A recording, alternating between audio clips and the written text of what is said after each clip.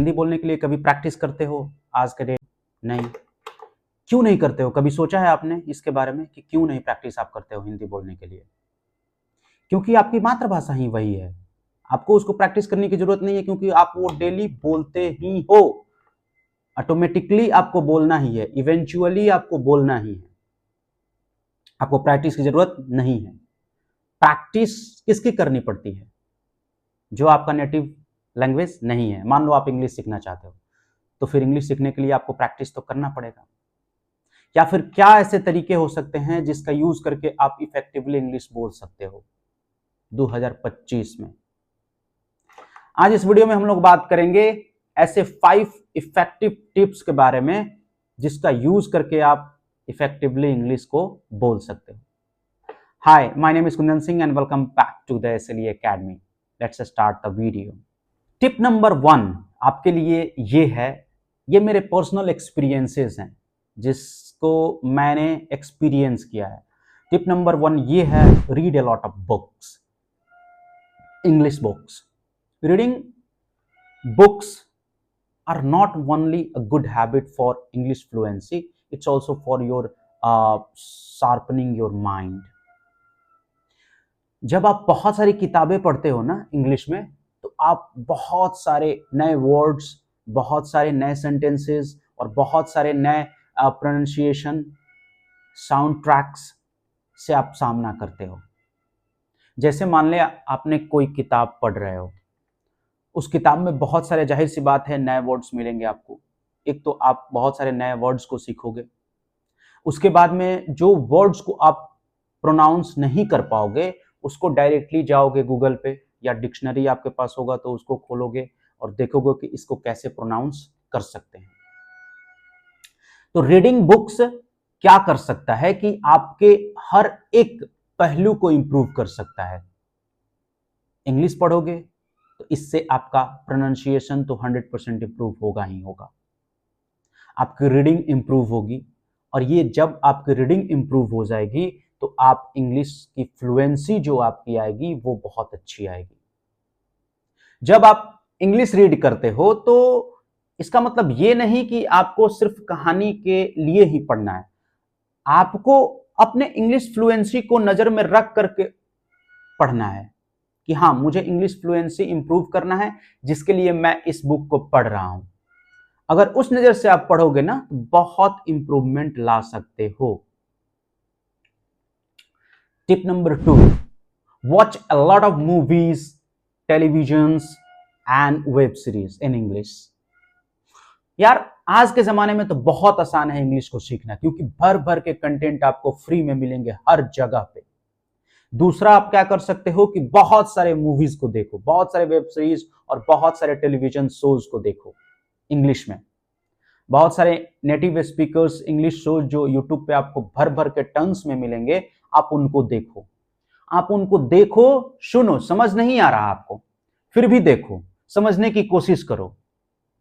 इससे क्या होगा ना, साइकोलॉजिकली ये एक बहुत बड़ा कारण बनता है कि आप इंग्लिश बोलने के जोन में चले जाते हो। जैसे ही आप कहावत सुने हो ना कि जैसा आप इन करोगे वैसा ही आपका आउटपुट दिखेगा। तो जाहिर सी बात है, आप इंग्लिश शोज को देखोगे तो जहां आपको समझ में नहीं आएगा, आपको क्यूरियोसिटी जगेगा कि अरे यार, इसने क्या बोला, मुझे समझ में नहीं आया, तो आप उसको ढूंढने की कोशिश करोगे, उस वर्ड को ढूंढने की कोशिश करोगे, उस सेंटेंस की ढूंढने की कोशिश करोगे, जिससे आपकी इंग्लिश इंप्रूव होगी। जाहिर सी बात है, आपको मौका मिलेगा कि मैं इंग्लिश पे वर्क कर पाऊं।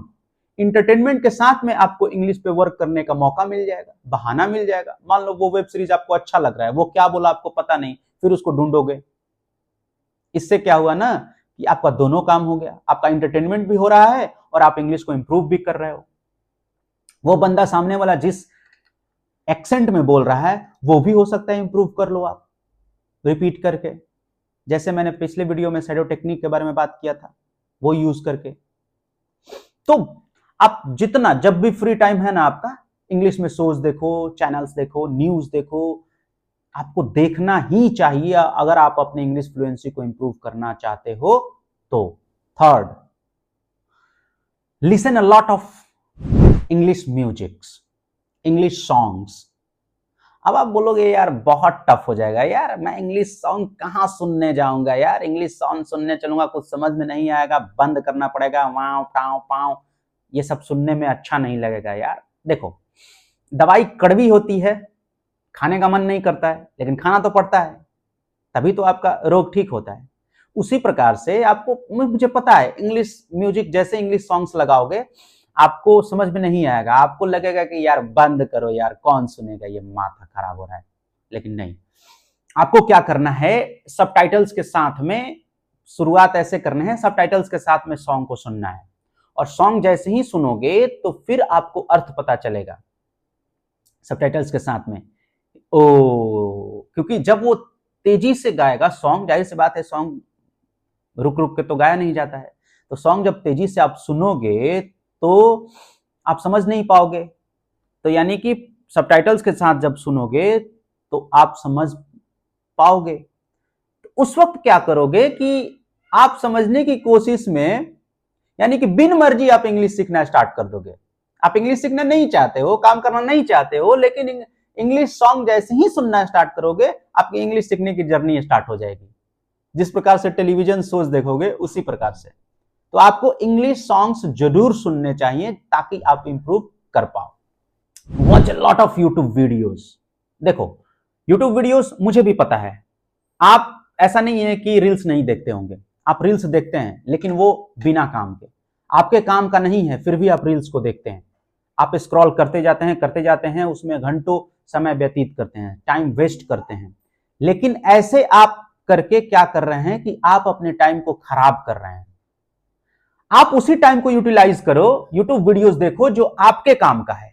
यानी कि बहुत सारे यूट्यूब वीडियोस मिलेंगे आपको। वही ना बोला कि आज के जमाने में किसी भी चीज को सीखना आसान है, क्योंकि बहुत सारे फ्री कंटेंट्स अवेलेबल हैं। यूट्यूब पर जाओ, अपने से रिलेटेड यूट्यूब वीडियोस को सर्च करो और उसको देखो, बैठ करके देखो, जब भी टाइम लगता है देखो। रील्स जो वेस्ट कर रहे हो स्क्रॉल करके अपने टाइम को, उसके बदले में वो देखो। आप देखना इंग्लिश जरूर इंप्रूव करोगे, धीरे धीरे करोगे लेकिन जरूर करोगे। आपको पढ़ने की जरूरत नहीं है, बैठ करके ये सारे फन तरीके से इंप्रूव कर सकते हो। इसलिए मैंने बोला 2025 में इंग्लिश को कैसे इंप्रूव कर सकते हो। और last but not the least, last यही है, फाइंड अ स्पीकिंग पार्टनर।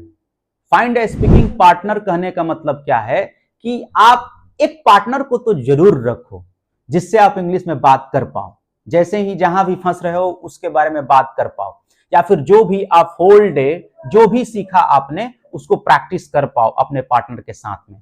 क्योंकि जब तक आप प्रैक्टिस करोगे नहीं, इंग्लिश बोलना कभी सीख नहीं सकते। इसीलिए मेरा कहना है कि आप एक स्पीकिंग पार्टनर को ढूंढो, या फिर आप एक ट्रेनर को रख सकते हो, हायर कर सकते हो, कहीं से लाओ, लेकिन आपको एक स्पीकिंग पार्टनर जरूर रखना होगा ताकि आप उससे प्रैक्टिस करके इंप्रूव कर पाओ। तो ये सारे टिप्स को फॉलो करो और फिर देखना आपकी इंग्लिश फ्लुएंसी कितनी इंप्रूव होती है। I hope that it helps.